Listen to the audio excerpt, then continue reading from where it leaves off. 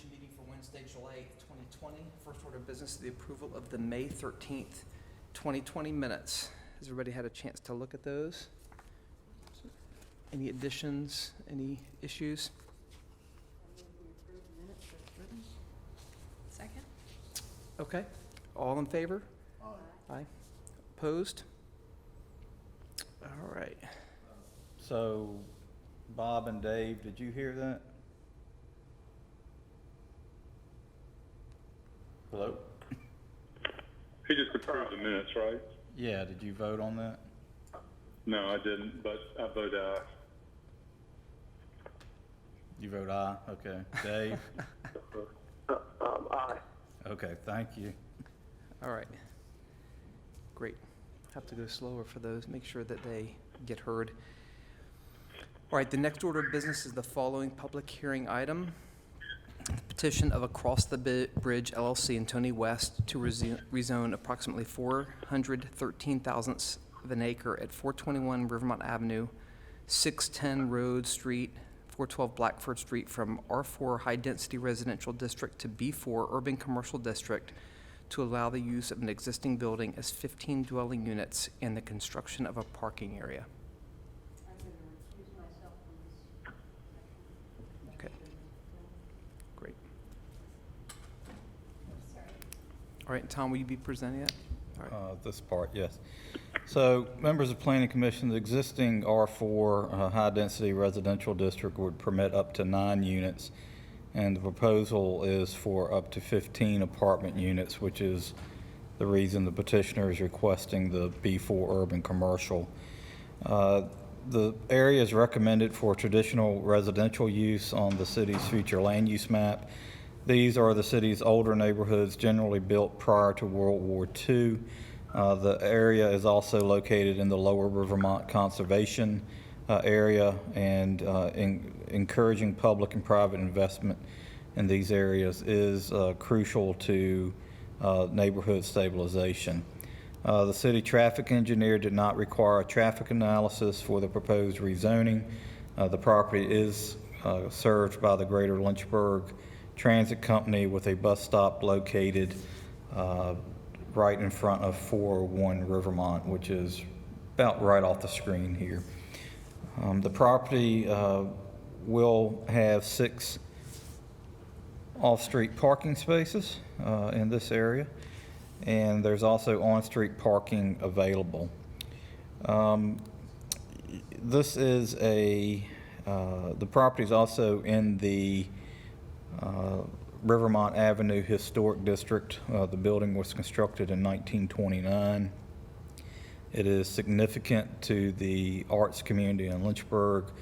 I believe it was traditionally used as a frame theater, and then in the 80s it was used as the Ellington Performing Arts Center. The city's Historic Preservation Commission has reviewed the proposed renovations. They did that on June the 15th. They granted a partial approval for the project. They're still trying to work out some things about unblocking some of the windows on the side, and I believe there's some arch windows, but I believe they'll be able to work through that with the Historic Preservation Commission. This was a little bit difficult one for us because I think having that performing arts building in that area is a good thing for that community, but the building has been vacant for some time, and the adaptive reuse would help to stabilize that community a little bit more. So the Planning Division does recommend approval of the rezoning.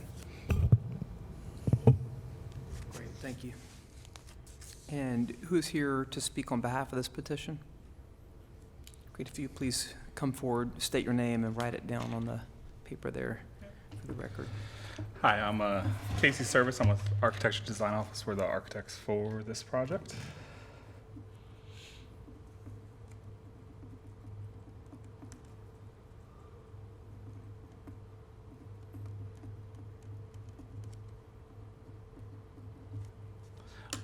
And Tom gave you guys a pretty good summary. Like he said, this,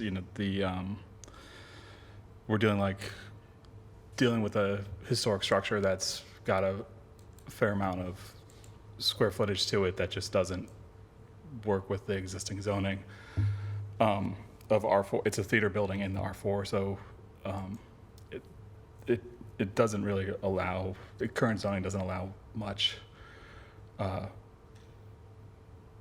ability to rehab it. So we're proposing to rezone it to B4 so that we can fit the get 15 apartments in to help fill out that corridor coming up. We're so slowly working our way up from the Virginian at 301. They're working in 401 now, so yeah, that's pretty much it. Okay. You might want to stay put. Yeah. Anybody else want to speak in favor of this? Anybody online? Right, anybody opposed? I don't expect we're gonna hear from anybody, so, I think if there's no one else to speak, we can close the public hearing, and you might want to stay for questions. And, I feel like we've seen something here back in January, similar thing with the garage. Are these all related? Yes, yeah, same owner. It'll be good to see that the theater, it seems like people have been in it and then left. There's high hopes for it, and then And nothing the owner's happens. Had it for a while, and he just can't get somebody to operate. There is a current, I think, a variance dating back to the 50s that allows that theater use in the R4, but there's no parking. So it's hard to get people to come to a theater when there's, 2 spots out front and gravel lot that might fit 3 cars that, whoever's performing is going to take before. Just on a personal basis, I was there a number of times, when it was more a theater venue, when it was the Element, and there were some great performances there, but we stopped going because it was just such a practical hassle. It's the same thing that confronts the old Jones Library across the street. The parking is a bear. You have to park sometimes, almost up to Bedford Avenue.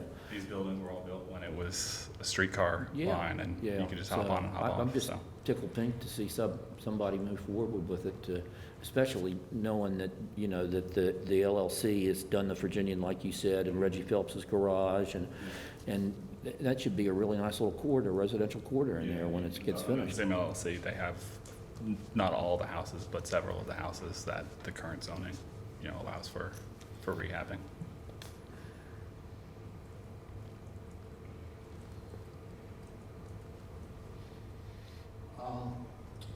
I've looked at it and even had fun driving back behind there. My wife thought I was crazy. Like, is there a road back there? I said, yeah, there's a road back there.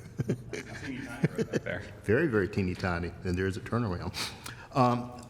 My biggest concern right now is parking. Now, y'all got the garage. We had the Virginia right down, the hotel right down at the bottom of the hill there. You actually have houses on the street there. And you got 6 parking spaces for a 15-unit apartment. Yeah, and the one thing that I didn't bring up that's still in the works is that, speaking of roads, is that Blackford Street right-of-way, sort of behind the parking lot. We're working with the city on vacating it, which part of the rezoning's for the parcel of the building and then the parking lot, and it sort of L's back over to that and includes that next lot too. And our goal is to vacate the right of way, and if we can't do that, work with the city to get access to that flat lot, which is lower, and get some more parking in there. We didn't want to show it because it's not definite yet, so, but it is, we are working on that. Okay, well, that was my big concern, because counting, 15 apartments, 6 parking spaces, so that's 9 cars on the street, and you're vying with people that already live on the street, and they all get 2. You got right there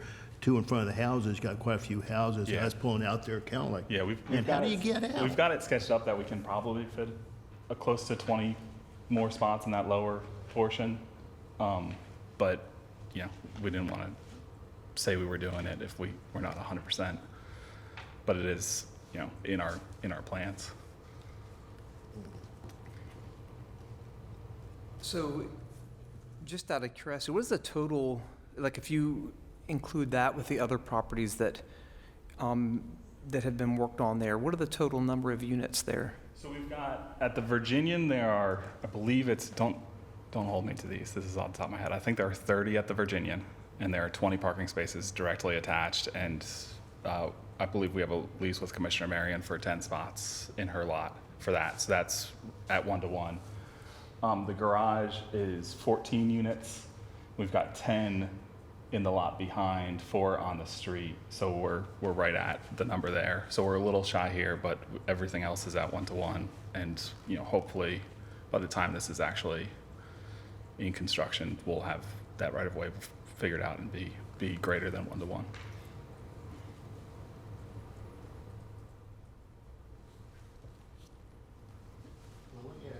Are we putting the cart before the horse in approving this if we don't have the parking spaces available? I'll ask that one to Tom. I mean, we're looking at 9 parking spaces that don't have a home. Well, I think you're also, we're also assuming that everyone's going to own a car and use a car, which, I think that's a perfectly logical thing to look at. But also, I think if the petitioner cannot provide the amount of parking that they need, they're not going to be able to rent their units. No, I think the other thing that was failed to mention is there is some parking here on Rivermont that you didn't include in your calculations, so. On both sides. Yeah, we tried to just include, I know the zoning allows us to count anything within 1,500 square feet, but I would much rather just count what's directly in front of our building. So we've got 2 spots on Rivermont that we're counting, and we actually have 8 in the lot. So we're at 10, so we're 5 spaces short. 5 spaces. So across the road there at the Jones, Yeah, there's, quite a few parking spots there until someone does something with the Jones. yeah. But yeah. Yeah, and that's mostly empty in the evenings. Rivermont is on that side. The other side is somewhat empty, but that right-hand side's, no one parks there. I've just been concerned on this because it looks like we basically zoned out all the parking on that stretch of road. There's virtually no place to park on the street. And now we're going to be going across the road. And I like the idea that we're doing something constructive with the building. I applaud you for that. And again, on the other hand, maybe not everyone's going to have a car. Someone may have a significant other has a car too living with them in that apartment, so that's 2 cars. And that creates a problem. Mr. Bowden, did you have something? Yeah, I'm sorry. It's hard to hear some of the conversations, so this may be repeating. But is the conversation saying that there's not going to be enough parking in what's noted as the 610 and the 412 lot? They're not going to. Is that what the question is? Having enough parking for the B1? Yes, sir, that's the discussion right now. And there are no plans to put parking on that lot, on those lots at this point. Well, their plan right now is to do 8 spaces in an off-street lot. There's 2 spaces available in front of the building, so that's 10. So the discussion was about the other 5 spaces. What I believe what Casey was talking about is that the other property that's located, I believe that's the Blackford Street address. They're looking into either vacating a portion of the right-of-way of Blackford Street or getting some type of access so that they could put another parking area on that parcel. It's flat enough. If you go out there today, it's flat enough to get the parking. It's just the technical side of working through the right of way. Yeah, I agree. I guess my point is, this is a great project for that building. It's a great project for that area. Is there a way that we could put well, if the parking places end up being a sticking point for everybody, perhaps that's not the case. But it looks pretty reasonable that they would be able to find those parking spaces in that additional expanded parking that they're talking about. Tom, what's the right word? It's not a proffer, but is there a way we can approve pending on, getting an additional 5 spaces, say? No, sir, you would either, they did not choose to submit proffers with this rezoning. So the planning commission has 3 options. One, you could postpone action on it and let them go look for the additional 5 spaces. You could approve it as is, or you could deny it. Okay.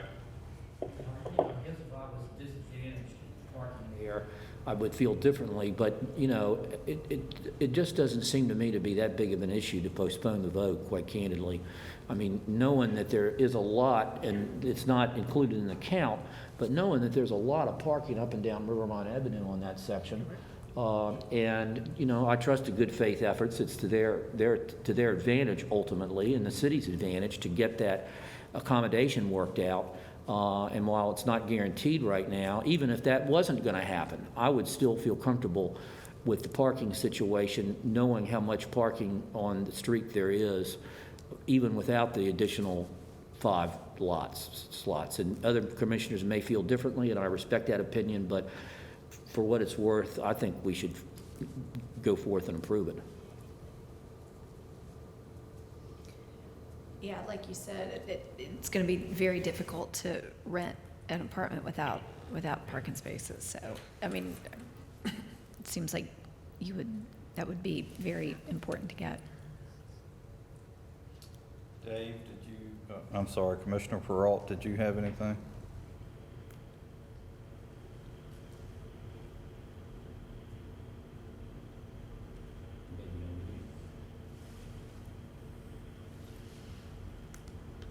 Dave?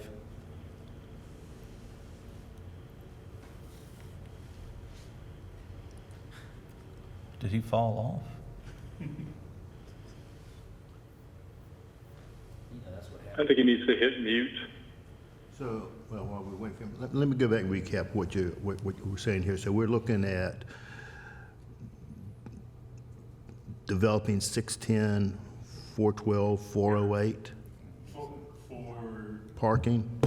408, there's actually currently a duplex on that. Okay. Right now our plans are just to keep that duplex. Keep that duplex. And Okay, so we're looking at 412 412 and 610. and 610. 610 is the lot that has the 8 spots shown right now. Okay. And 412 is where the cursor is, right there. And there's the proposed stairs between the two. There's a significant grade change. So those stairs are in there for access to that lower spot pending. Commissioner Peralt, did you? Yeah, so I had some comments. I think the parking will work itself out. I'm a fan of this petition. I love reusing vacant buildings. I think Mr. West has a strong track record, and I also think we're not doing a radical rezoning. We're not going from R1 or RC. And then finally, I reached out to a gentleman who helped organize events at the Ellington and shared this with him. And he thinks the Ellington will never come back like it was, and he likes this idea. He thinks it will enhance this part of town. So I'm in favor of it.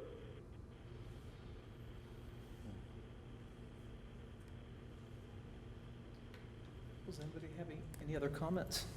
All right, well, I think it's a great plan. I wish, one thing I wish that it had is a connection to the trails down on the river for more walkability. Working on that. Yeah, I think that would be really, that eliminates some of those parking issues when you that's can make part it of the- more walkable. The delay in getting the right-of-way vacated is actually the lot just in the lower left that has the tag sort of cut off as a city-owned lot that goes down to the park, and so we're working with the city on looking at that lot and possible connections. That would be a great connection. But if, and anybody want to make a motion? I'll make the motion that the petition be approved as submitted. Okay, is there a second? Second. Great, well, we're going to take a vote on this, so all in favor of, actually, I think somebody has to, you said, did you read the He made the proposal? motion, Okay. he seconded it. Okay, yeah, we'll go ahead and vote on it. All in favor? Aye. Aye. Online?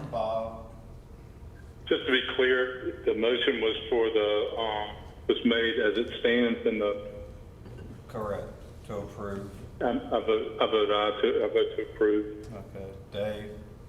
I vote aye to approve. All right, thank you. Great. Thank you, everybody. Yep. No one in opposition, so looking forward to seeing that go to city council. Thanks. All right.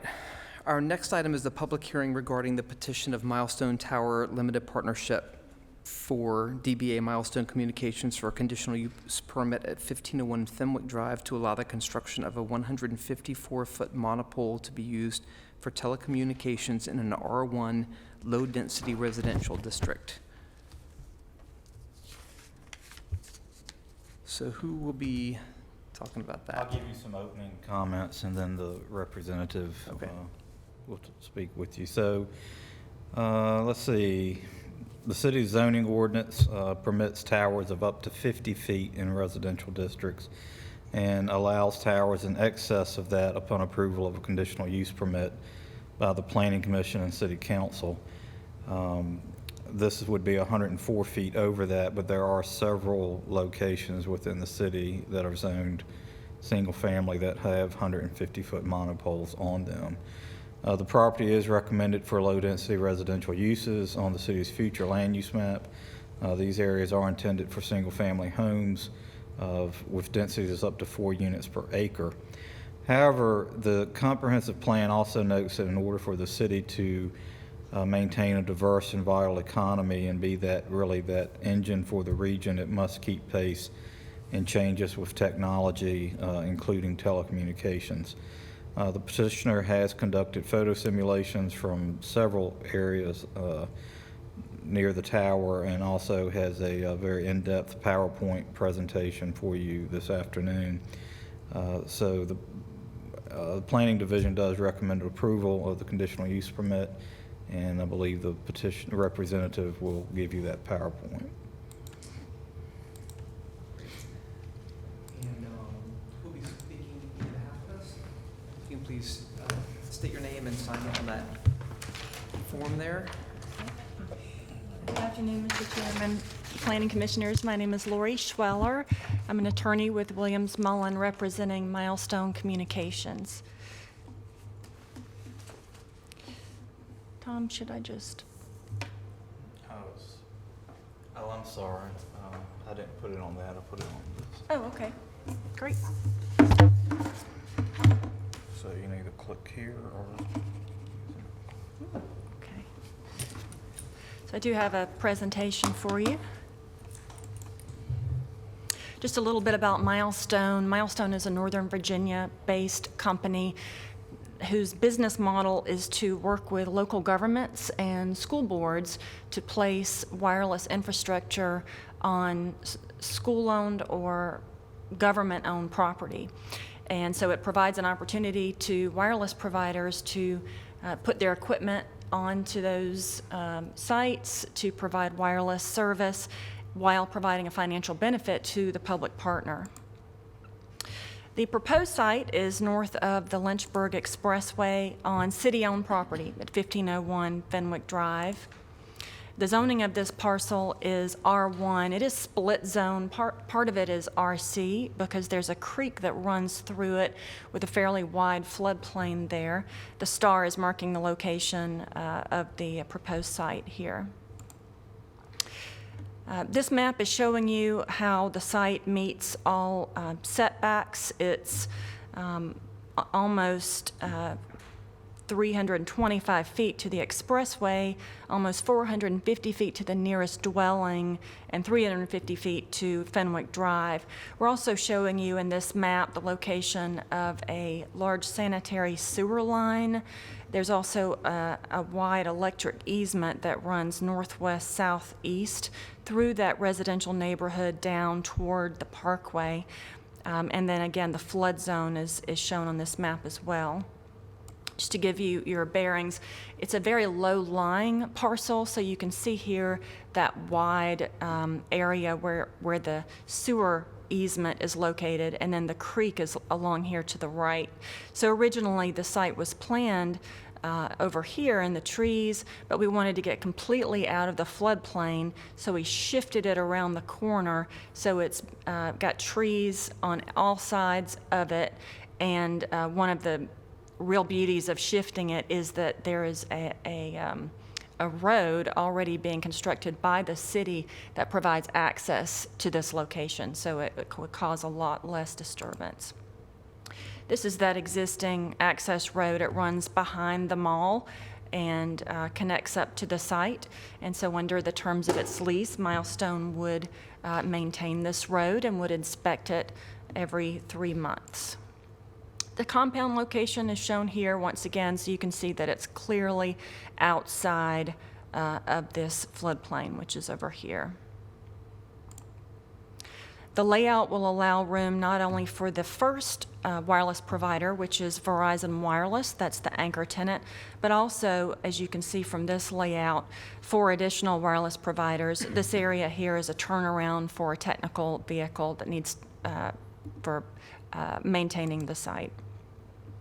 This schematic shows you the height. We're proposing a 150-foot monopole with a 4-foot lightning rod. Excuse the typo there. There would be no lighting required on this monopole.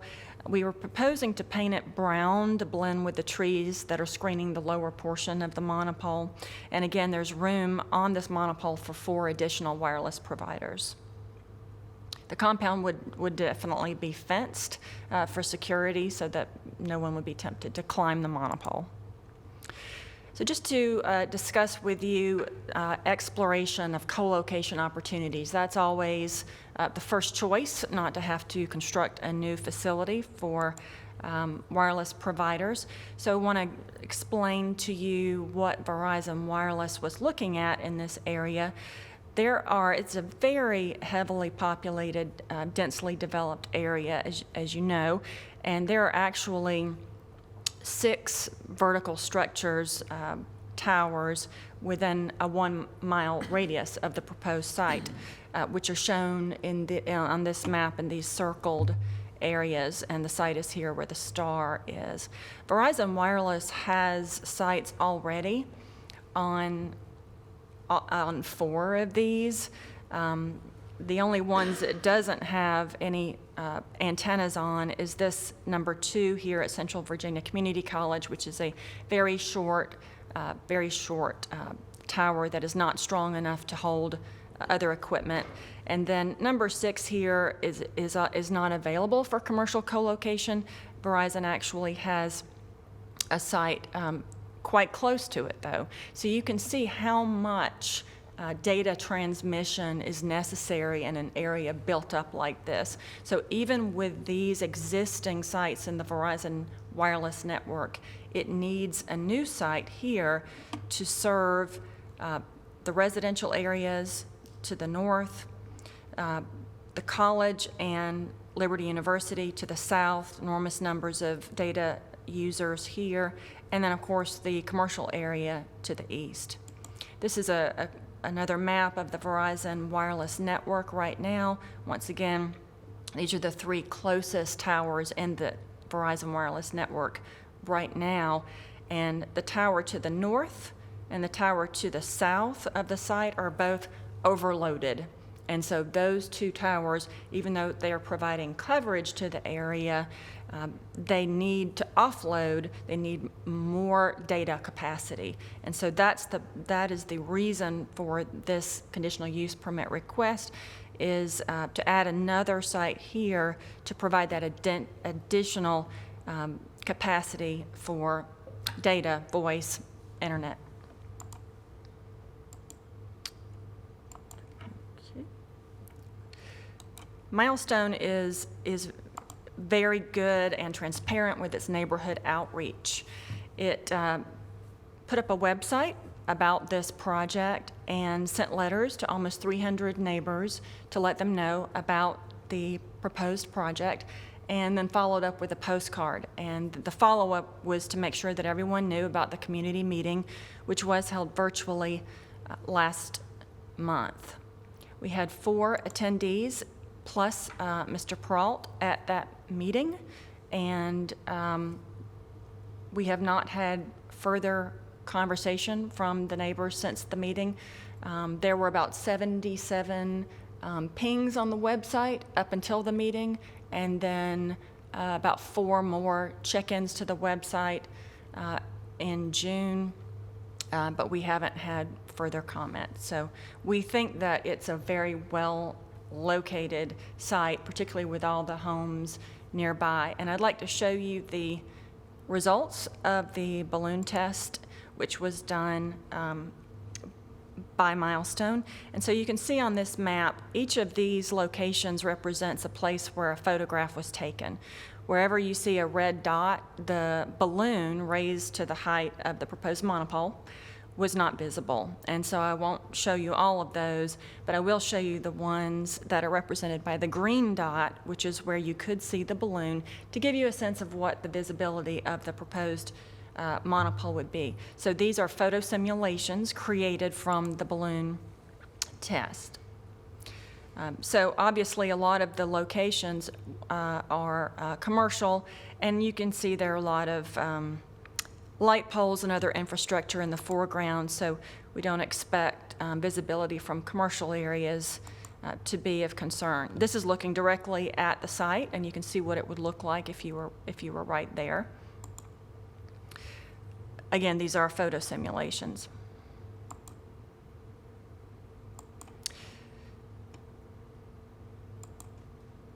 Now, from the residential community, there are a few places where it was visible, so we're pointing those out with a red arrow.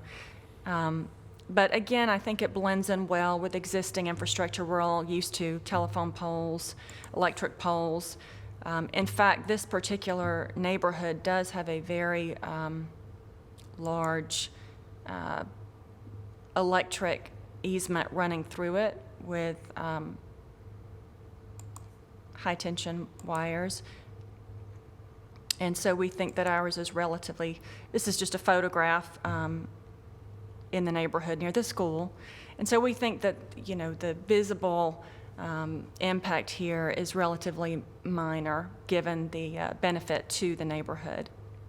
Just quickly, as you know, we are submitting this application for a conditional use permit, and you have a telecommunications ordinance, and of course we're subject to the criteria for the conditional use permit. Your telecommunications ordinance has several purposes: to facilitate the provision of wireless service, to regulate location, to protect residential areas, to minimize adverse visual impact, to encourage co-location, to avoid property damage, to ensure compatibility with surrounding uses. I wanted to emphasize this last criterion, which is to promote location in industrial and business areas rather than residential areas. Sometimes we need sites in residential areas because that's where the service is needed.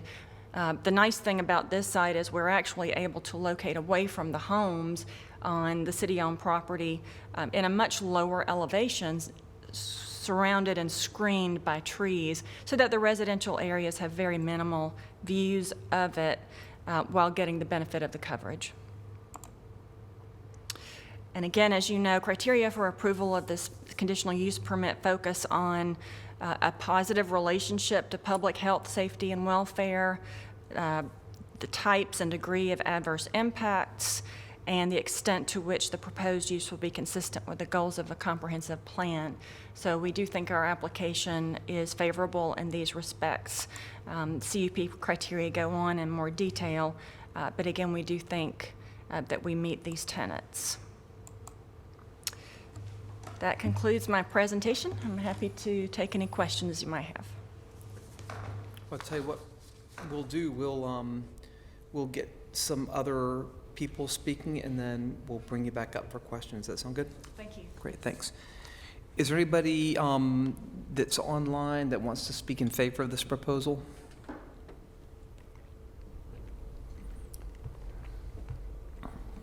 Okay, is there anybody online at all?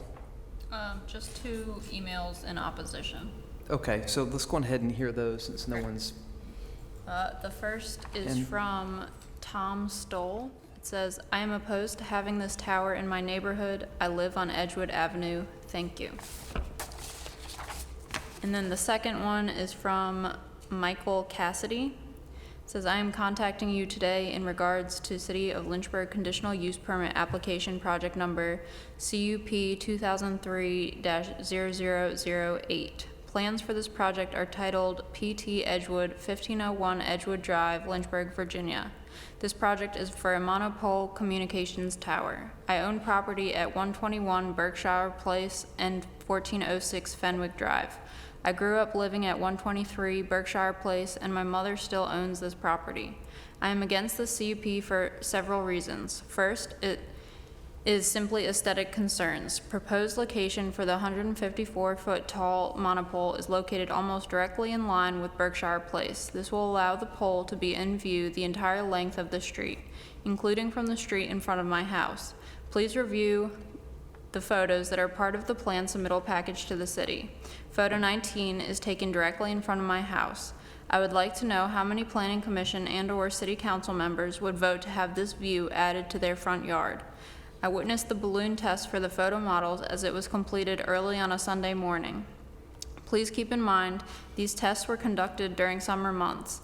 It will be a greater eyesore during winter months. Second, the 154-foot tall tower is only 449 feet per plan to the closest dwelling at 124 Berkshire Place. This is extremely and unnecessarily close to a dwelling. Third, the current zoning in this area is R1. Would it not be better to place such proposed towers in a business zone setting? I know requests for these types of towers have been denied in the past for aesthetic reasons. I hope Planning Commission and City Council will consider my concerns over this matter. Thank you. okay, thanks. So we had two people who spoke in opposition, and one just said they were in opposition. And the other actually had a couple points that I wonder if you might want to come up and rebut before we ask our questions. I think the main one being view shed, and the other was why this isn't going into business districts. Yes, Mr. Chairman, thanks for the opportunity to respond to those. You did see our photo simulations, and you did see that there is some visibility from the neighborhood. That's true. We think that the site is mitigated, however, because at 150 and at a much lower elevation than the neighborhood, you're only going to see the very top of the monopole, as you saw in the pictures. And when you compare that to the large power towers and just electric poles and other infrastructure that you see right there on the street, we really do think that it's a reasonable impact to provide the service that we are offering. And it's not only Verizon Wireless service, which is the anchor tenant, but again, there would be room for all of the other wireless providers to co-locate on this site, which would be a great benefit to the community. So we do think that in terms of the CUP criteria, that visual impact is more than counteracted by the benefit to the community for public safety, for education, working at home, and all of the other benefits that wireless brings to us. The distance from the dwellings, we more than comply with setbacks, and 450 feet from a dwelling is not unusually close at all. In fact, most of the wireless ordinances that I have worked with throughout Virginia do have a setback from property boundaries. Typical is 100% of the height. Some have greater, maybe 200% of the height. But not as many have setbacks from the closest dwelling. And when they do, this is in line with what those would require. You're not going to see something like 1,000 feet required or something like that. This is quite reasonable. And again, there is a forested area between the site and all of the dwellings that are close to it. Finally, the caller suggested that it's better to place these in business zones. And we certainly do have a lot of sites in business areas, but when we need to have service in residential areas and we need to serve specific areas, we do need to get closer to homes. And in this case, where the search area ring that Verizon Wireless had for this site was very small. This is a very targeted area. So you saw the site to the north and the site to the south.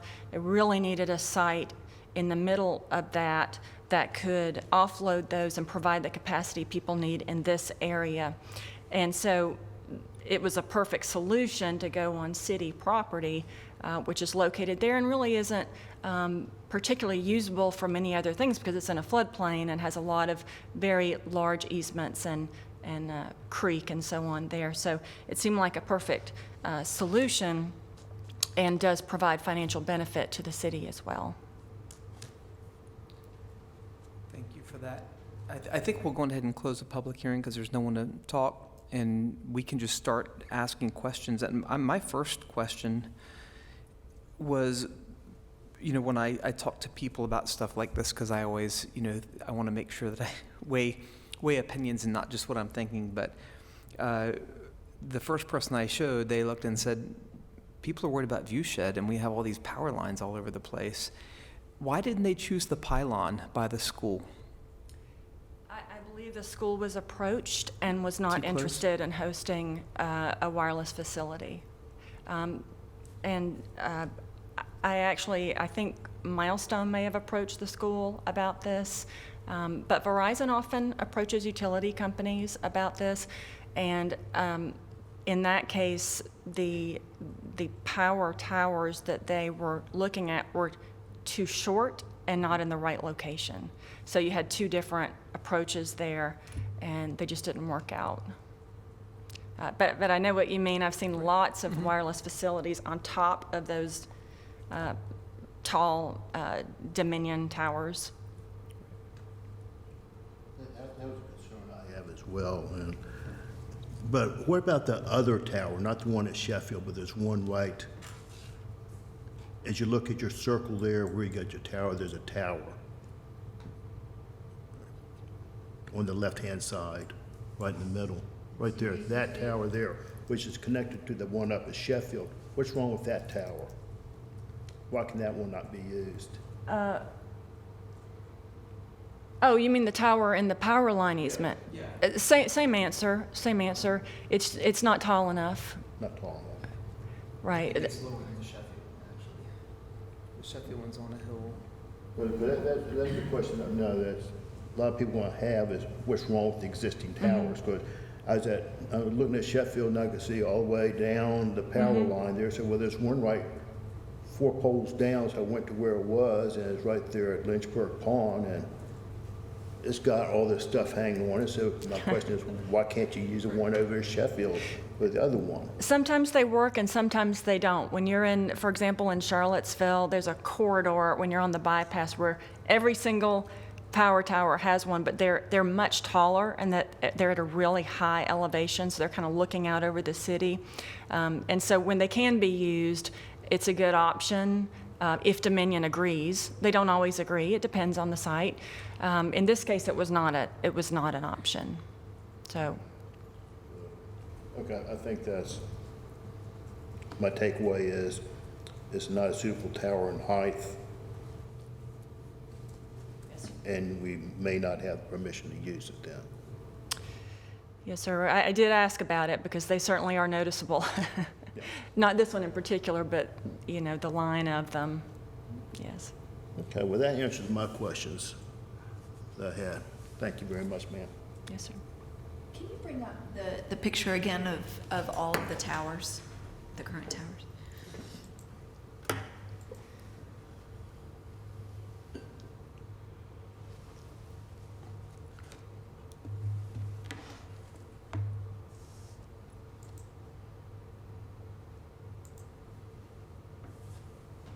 Is that just the site, or does it have the towers on there? She wants to go back to, It was the 1 mile radius, Tom. Yeah, it's also an R. Yeah. I looked for it, I couldn't find it. There it is. Yeah, that wasn't, okay. So the building to the right of the star, the biggest white building, that's River Ridge Mall? yes. Okay, and then there are 3 towers to the right of that. Yes, the one immediately to the right of the mall is a Verizon site called River Ridge Mall. So that's in the network. And then, let's see, sorry, I can't see that far. The one above that is another site near Mayflower Drive, Industrial Drive. That's Okay. also a Verizon site. The one north of that is the one, the northernmost one is the one that Verizon has a site immediately adjacent to it. For some reason, that was not available. They're not on it, but they're immediately adjacent to it. And if you move counterclockwise, the one immediately north of the star, that's the Fairview Heights site, Verizon Wireless Network site. That one is one that's being overused. And then immediately south of the star, that's the Jackson Heights site, and that also is being overused. That's a Crown Castle Tower that Verizon Wireless is located on. And then there's one more. How about number 1? Number one, excuse me. Number 1 is the Crown Castle Tower. That is the Jackson Heights site. Number 2, Verizon Wireless is not on that. That's a very small sort of. That's the one at the community college? Yes, yes. And they did look, they looked at that. It's, we think it's about 100 feet tall, and it is not able to hold any equipment. So that was evaluated as well.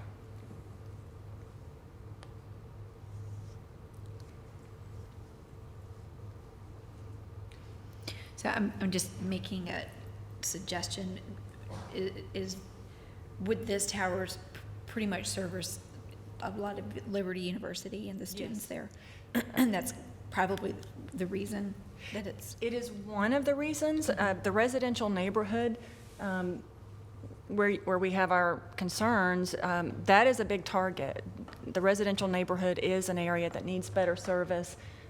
Liberty University definitely needs better service. There are other sites at Liberty University. It just has a lot of demand, so many students.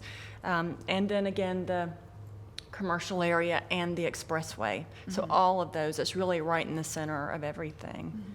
It seems like the problem is if you have a lot of demand, the more businesses are going online right now, they need that. So it's kind of limiting the bandwidth for businesses as well, not just students. So it's, my bigger concern is that we have other blanks in the city that actually don't have any service. Oddly enough, we're building this up, and I have a business in near Lynchburg, University of Lynchburg, and I don't think this will help me, but I know as you go by the Baptist Hospital, there's no service. And so, I think that it's nice that we're trying to add more infrastructure, but I certainly would like to see a balanced approach, but I do feel like there is a need for this. I also, the view is a real problem. I think the question that people ask, would you vote for this in your neighborhood? I think that's a tough one to answer, but at the same time, if we have to think about the use of the land, I have voted for uncomfortable things in my neighborhood, so I'm not opposed to doing that. But I do think there's not much else this land would get used for. I too wrestle with the viewability of the tower, and I resolved it on a nice drive with my wife up to Charlottesville Saturday, coming back by way of wonderful 151. Enjoying the scenic view, but one of the things I had one eye open for was all those wonderful towers. And come down 151, being able to, okay, there's a tower, why is it there? And was it really destroying the view? Was it really contaminating the view I have? And Not really, but also recognizing there's no connectivity without that tower there. And that was a big thing. When you have a community with no connectivity with the rest of the world, that's a problem. And so, you know, of course, you got Wintergreen needs to have connectivity. And I'm sure we all remember the days when you couldn't drive up 29 and drop a call because there's no connectivity. I have a question. Do these towers serve cell phones only? That's it? Cell towers? They provide all of the services that the wireless providers offer. So it's not just cell phones, it's voice, data, internet, everything that the servicers provide. So this is a 4G project. 5G is not yet available in most areas of Virginia. Verizon has rolled out 5G in Virginia Beach and in some places in Richmond, but as you probably know, 5G depends on short poles placed closely together, so it uses small cell technology. So it would be a while before you would have 5G here, but this is state of the art. This is what we have throughout most of the state and most of the country, in fact. So yes, you could get internet service using this tower, and in fact, that's the best way. You know, I work in a lot of rural areas where that really is the best way to get to most people quickly. We have a lot of areas in Virginia with no service, and it's been a big problem, especially when people are trying to work at home, do their education at home. So we really need to provide coverage as well as increasing capacity to people who need it. So this provides wireless internet to homes if you have, a modem in your home to receive it? Right, you'd have to have a way to receive it. So you could, obviously you have everything on your phone, but you would need to have a way to receive it as your wireless internet provider. Mm-hmm. Thank you. Yes.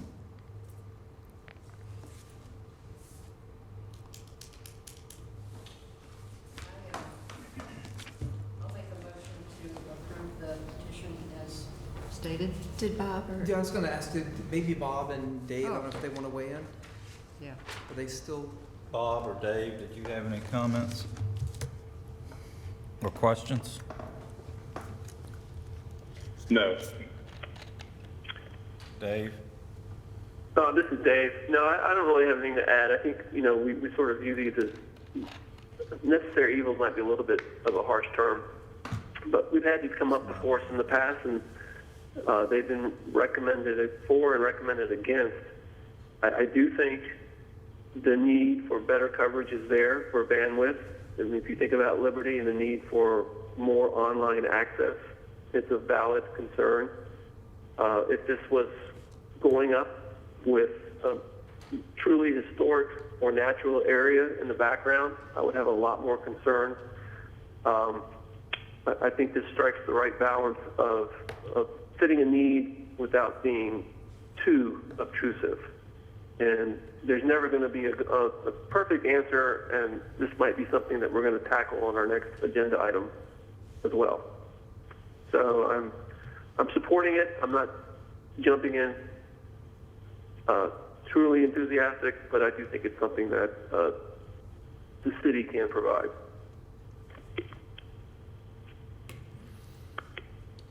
Thanks, Dave. I have one more question for you. Did you ever consider one of those tree-looking poles? Those are used sometimes. They're not favored by the industry for a number of reasons. One of the problems with those is to make the shape, you actually have to make it taller. So it would have to be about 10 feet taller than what we're proposing.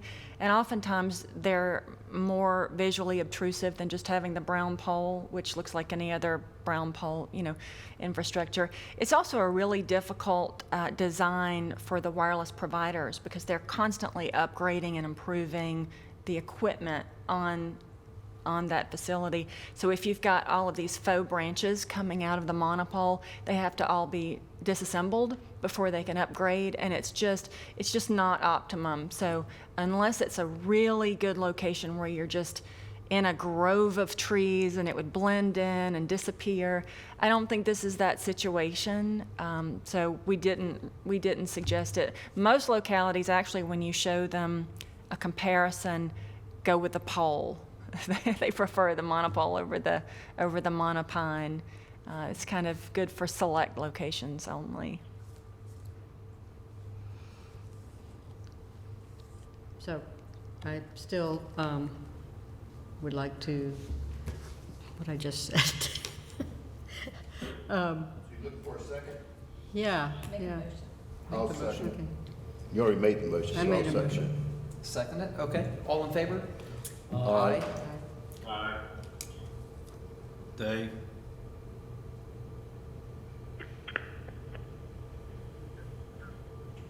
Dave? Sorry, I'm following along on Facebook Live, so there's a little bit of a lag time. The motion was to approve. What is your vote? I vote in favor. Thank you. Okay, thank you. And I do as well, Tom. Thank you, sir. Well, that motion carries unanimously. So good luck, and thank you for that really informative packet there. Thank you. Have a good day. Thank you. Okay, we now have a bit of new business to attend to, or it might be considered old, and it's very timely. It is. Staff has actually been working with a outside attorney who was hired by the city attorney's office to update our telecommunications ordinance. Our telecommunications ordinance was last updated in December of 1997. Our ordinance today is no longer in compliance with state or federal law. State and federal laws have actually been changed to make it easier for telecommunication companies to locate within localities. And just like some of the comments on that in terms of setbacks, they are far exceeding what would be required under the new laws. So the main reasons we're trying to move this forward is to bring it into compliance with state and federal law. I don't think you will see a lot of changes in terms of height. The ordinance will still put the max height at 150 feet, but in terms of things like small cell facilities, what she was referring to for the 5G network, those will have to be permitted by right everywhere, and the city won't have very much that we can say about that other than to keep track of it. There's also a lot of things associated with time frames of when the city has to make its determinations on whether or not a project is approved or denied. So the purpose of this is solely to bring us into compliance with state and federal law.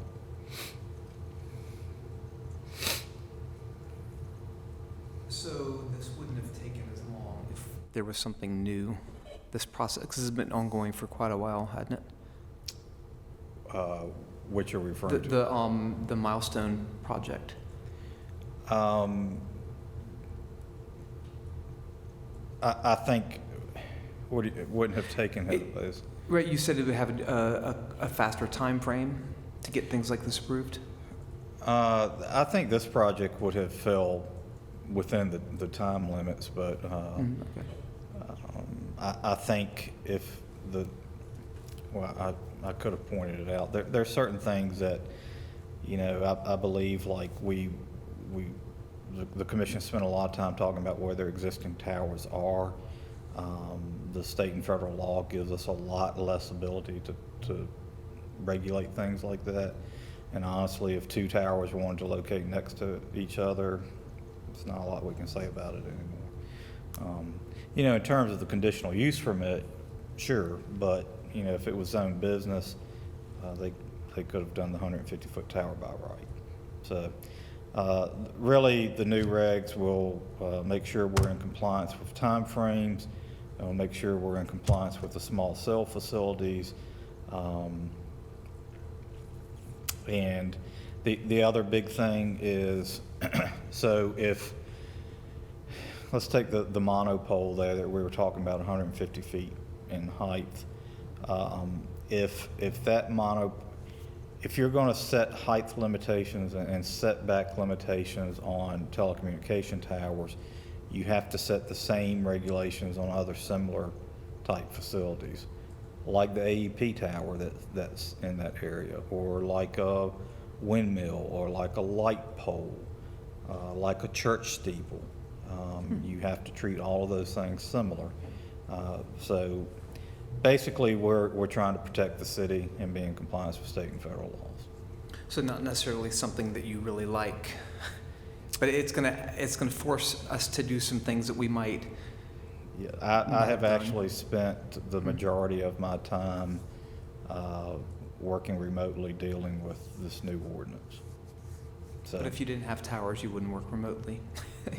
that is very true. That's the other side of it. So we should vote to initiate this. That would be appreciated, yes. Then we can move forward with the public hearings. Anybody, any discussion or questions before somebody makes a motion? Well, I mean, ultimately, at the end of the day, the city's got to be in compliance with the federal and state statutes, so, if not, we're subject to being sued and things of that nature. So, I mean, obviously, there's some work to be done to make certain the city attorney's office will guide us on that, but make certain that we're in compliance with those as per the drafting, process goes on. But, basically, at the end of the day, we've sort of been preempted on this. So if somebody wants to make a motion, we'll. Move we accept the ordinance is written? Well, Initiate it. Initiate, okay, initiate the ordinance is written. Okay. And anybody online want to weigh in before we vote? Dave, Bob? Yes, I'm in favor. I'm in favor as well. Thank you. All right, well, then we'll go ahead and vote. All in favor? Aye. I think they counted as 2 votes, so we'll go ahead and initiate that, and we'll see lots more polls. I do wonder, we have these areas like around the hospital, which is actually a real problem for a lot of people who are trying to work now. Would changing that ordinance actually put us in a position to have more service in those areas? Are there by right things that then would change? Yeah, this is actually, it's interesting that you bring that up. This is actually the first tower we've seen for quite some time. But I do think that maybe the whole having to work remotely might be pushing some of this forward. You heard the representative talk about going to the 5G and how that's more the small cell closer. I'm not sure changing the ordinance is going to encourage providers to come in and put up more towers, but it won't discourage it either. All right, well, do we have any other business? Anybody ready to end the meeting? I make a move, we end the meeting. All right. All in favor, aye. Have a good day. See you, Dave. See you, Bob.